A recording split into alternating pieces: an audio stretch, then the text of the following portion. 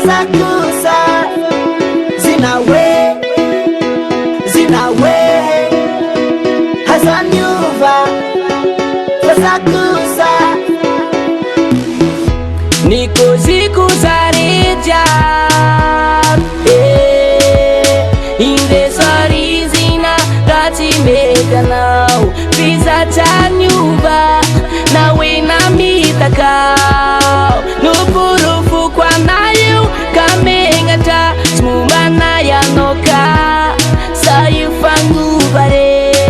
mande peramine kabyamo nao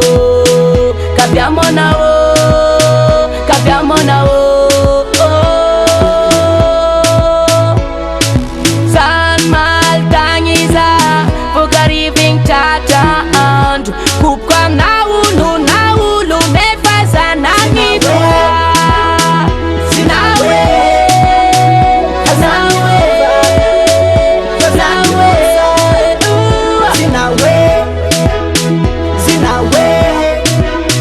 hazanyuva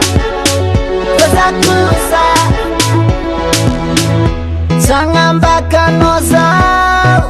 purufuko hindi ndaresaki